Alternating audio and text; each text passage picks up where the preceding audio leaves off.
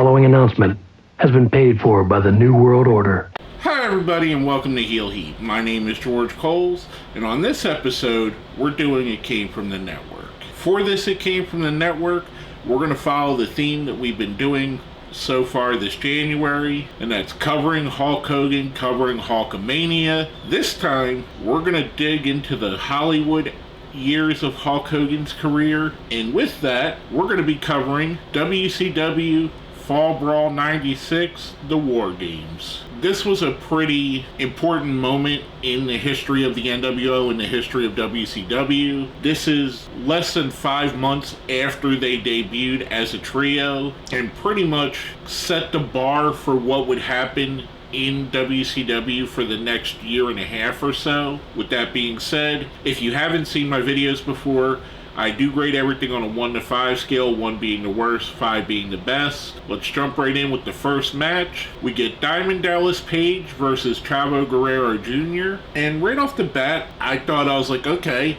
here we have DDP and Chavo, two good wrestlers. But this match is kind of a case study. Watching this and watching WCW from a year later, you could see the subtle but important differences in the Diamond Dallas Page presentation. You could see the subtle and important differences in Chavo Guerrero's, comfort. He looked a little bit awkward here. He didn't look as comfortable in front of the screen on a pay-per-view.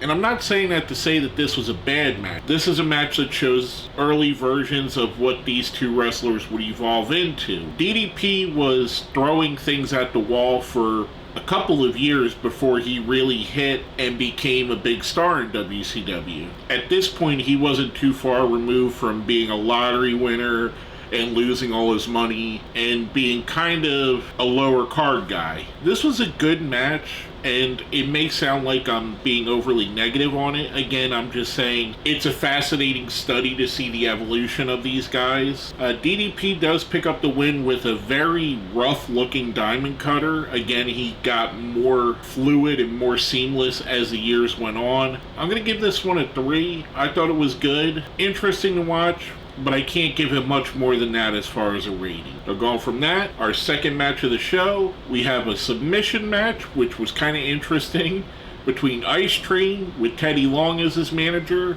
and Scott Norton. They had recently, at the time, been a team called Fire and Ice, which I actually thought had some promise, and I do think that Ice Train also had some promise. Ice Train, unfortunately, I think came along about 5 years too late for his type of gimmick and his style of wrestler to really catch on, and he didn't adapt to what would be the late 90s style of wrestling, the quote-unquote Attitude Era or the Monday Night War or whatever you may look at it as. But he would have been perfectly serviceable as a powerhouse babyface just a couple years earlier, and even now he would be similar to a guy like Wardlow. It's interesting when we think now of submission matches, and they're usually put on between people like Zack Sabre Jr. and Daniel Bryan, but you look back in this, and this wasn't necessarily that they were submission specialists. Ice Train's move was the full Nelson. It was more a stipulation to build a feud. This match, unfortunately, did not connect to me. I thought it was a little bit too long. It was a little bit on the slow and prodding side. And I just mentioned with both Ice Train and Norton, I like their tag team. I like Norton a lot, especially his work in Japan. This just wasn't a really good match at all. Ice Train does pick up the win with the full Nelson. I'm giving this one a 2. Next up, we have for the Mexican title, which is what they called it, and in actuality, it's the AAA Mega Championship. We have Conan defending against Juventud Guerrera. Conan had just recently, at the time of the video, turned heel and joined the Dungeon of Doom, and Juventud was a newer addition to the company. This was when they started bringing in a lot of the Lucha Libre stars to round out their cruiserweight division. Conan had Jimmy Hart with him as a manager, which is always an interesting error to see, because I feel like this version of Conan, the more, I guess you would call, Mexican gang member look that he was going for, juxtaposed with the flamboyant style of the Mouth of the South, it was an odd fit. Not saying that it was bad, it did work. I thought this match had a lot of promise. There were times times in the match where it got a little sloppy. There were a couple botches. I think much like Chavo Guerrero, Juventud Guerrera was a little bit nervous being on this stage because you could see he's not quite the Juvi we would get later where he was more cocky and confident, which was awesome. He was a little bit timid during this match, and Conan led the match most of the way, which he should. Conan's a great wrestler. Conan does pick up the win here. I'm giving this one a 3. I thought it was good, not much more than that. Next up, we have one of those elephant in the room matches. We have Chris Benoit versus Chris Jericho. And I bring it up every time it comes up because there may be people that haven't ever seen my videos before. We're going to subjectively look at Chris Benoit's match as a match itself. We're going to take out everything he did at his end of his life, which was very reprehensible, and we're not going to talk about that here. This is just this match. This is just a rating on the match. Nothing indicative of the man, which I did think Chris Benoit was a fantastic wrestler. I think he's a terrible human being. I think he's a horrible piece of crap. But there's that. And then the other side of it, at the time I'm recording this, we're still kind of in a gray area with the whole Chris Jericho NDA situation. So he's not necessarily being looked at in a positive light right now either. At this point, much like I keep saying with everybody else, you can see a lot of the change from what I would call the Dungeon of Doom era of WCW to the NWO era is coming into effect. Chris Jericho just recently went to WCW like maybe 2 or 3 months before this, so he's another guy that was an influx of new talent. Add that with like DDP's gimmick evolving, the cruiserweights coming in, Conan switching his gimmick up, Benoit in this match rising more to prominence within the Four Horsemen and within the company itself. This was probably, in a bubble, my favorite match of the show, and like I said, looking at it just as a match. You have two guys that are hungry to get to the top, two guys that are wanting to show that they're two of the best wrestlers in the world, which they would become very shortly after this. And it can be argued here that they're already at that point, they just haven't had the opportunity to really show it. This was a really good match. I really enjoyed everything about this, and again, except the people involved.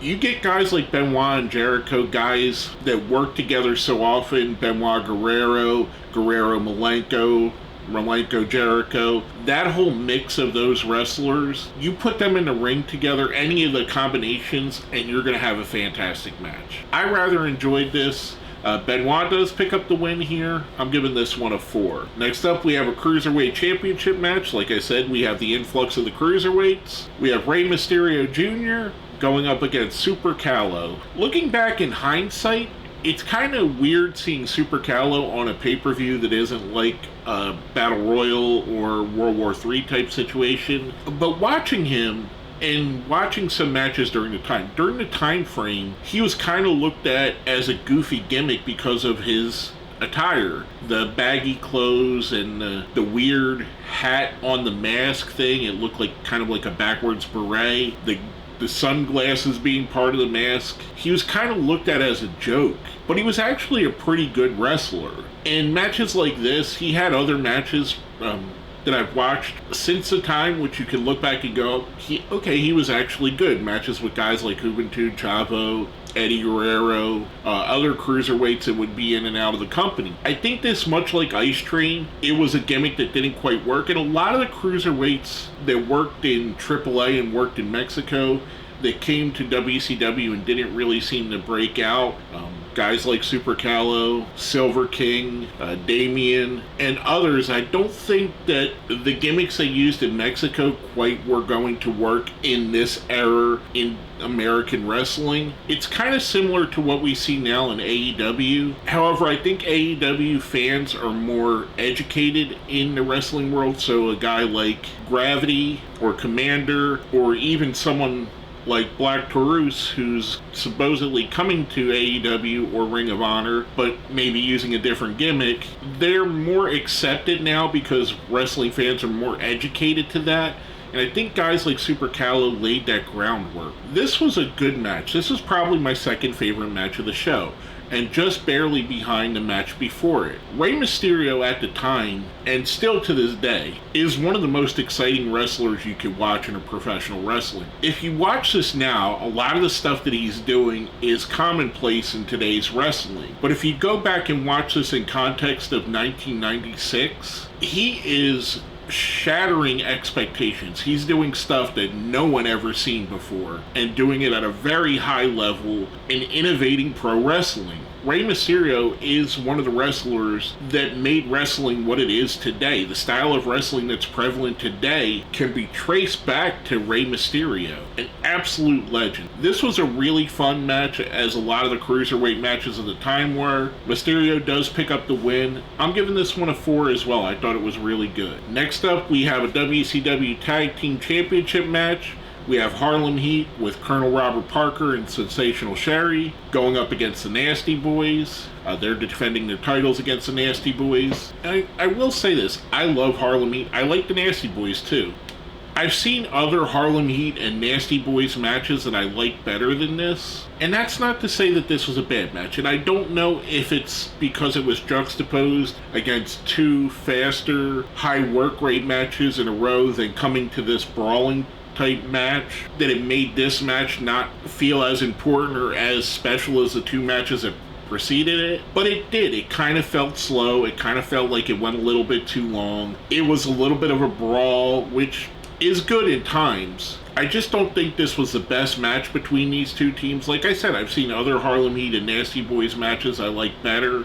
There's a famous no DQ or Extreme Rules or whatever the heck they call it match that they have together that I like a whole lot. This was a good match. Harlem Heat does pick up the win here. I'm giving this one a 3. Next up, we see a thing that I'm so happy they kept in this presentation. It's a commercial for the Fall Brawl t-shirt, which mostly is showing Ric Flair modeling and trying to sell the fans at home to make an order for it. So it's pretty cool to see that here. That's followed up with a promo with the Macho Man Randy Savage talking about his match, which is coming up next. He's wearing a full-on WCW Nitro Macho Man, I guess bedazzled gear, whatever you want to call it. This is great because if you've seen a Macho Man promo, you know Macho Man promos are great. That leads us right into his match with the new NWO member, the Giant, going up against Macho Man Randy Savage. This match, the main story of it was Nick Patrick was the referee, and this was at the time where he started turning to be the NWO referee. That comes into play late in the match when Savage is outside of the ring and the other members of the NWO, Hogan, Hall, and Nash, come out and attack him, and Nick Patrick basically turns a blind eye to it. I thought this was a good match. I'd say it's slightly better than the match before this. Giant does pick up the win here.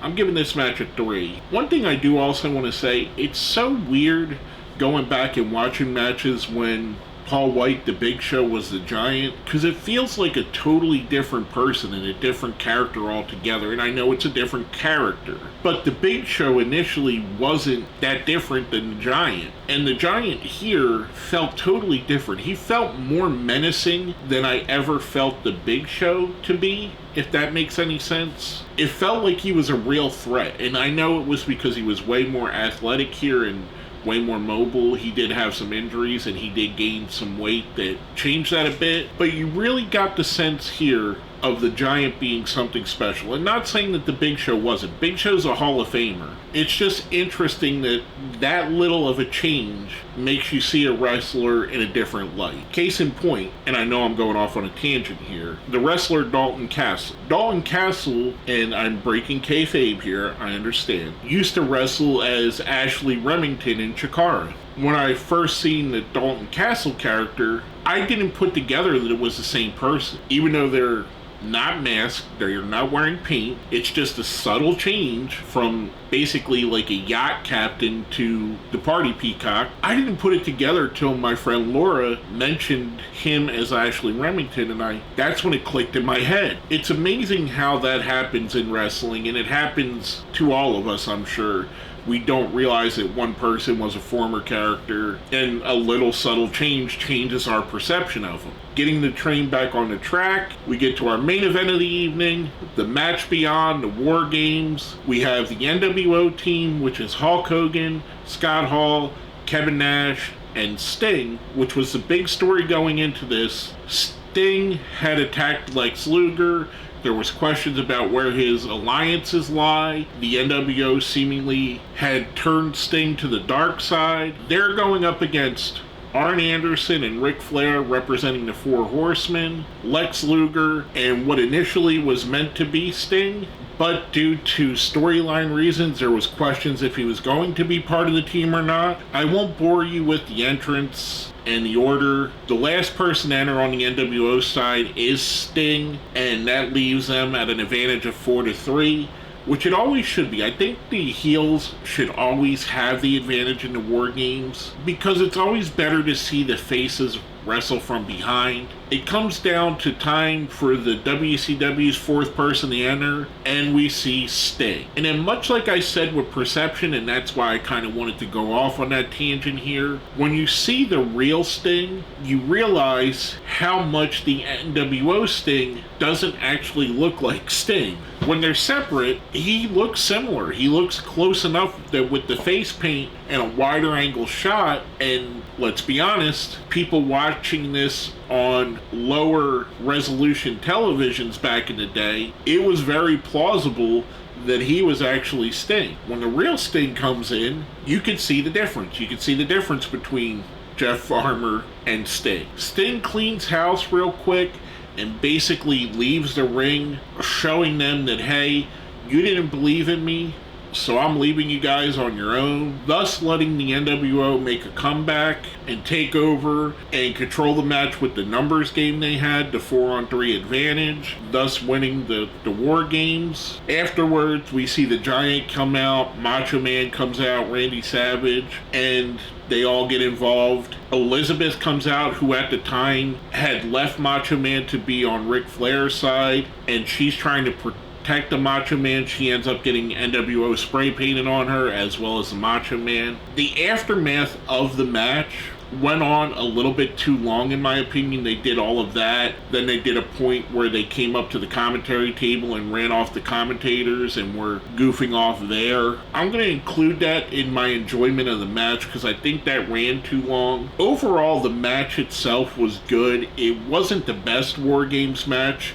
It probably was one of the better stories told in a War Games match. This and the Kurt Hennig turn, which I think was a year later. They both really helped cement the NWO and the NWO story. This is what led Sting into turning into the Crow Sting character, having a more darker edge to his character. I love the story here. The match, it was good. I'm going to give it a 3. I thought it was enjoyable, but it wasn't a great match. Overall, I think this is a very interesting pay-per-view in the history of WCW. We're starting to see the changes. We're seeing the NWO really steamrolling and becoming one of the biggest things in the history of wrestling. Stars like DDP, Conan, Benoit, Jericho, Rey Mysterio, the Giant, and others are starting to come to prominence. This is a very stark contrast with even earlier in the year where it kind of felt like WCW was stuck in a time warp. This feels fresh. This feels new to the time. This feels like a change in culture and a change in the company itself. I enjoyed this probably more as the sum of its parts than the matches itself. I'm going to give the whole show a 4. I thought it was enjoyable. The two matches, Benoit, Jericho, Rey Mysterio, and Super Calo, I think were awesome. The other matches were mostly good.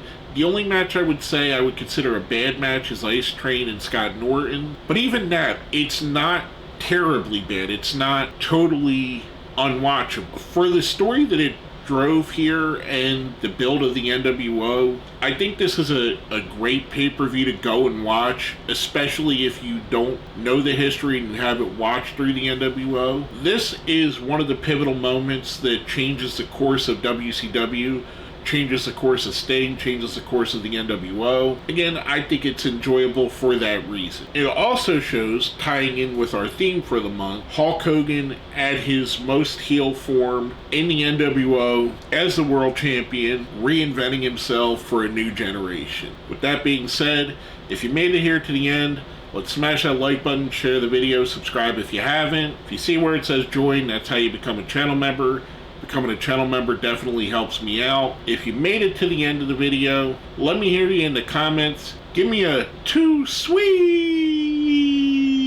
because when you're NWO for life. With all that being said, my name is George Coles, and this has been another episode of It Came From the Network.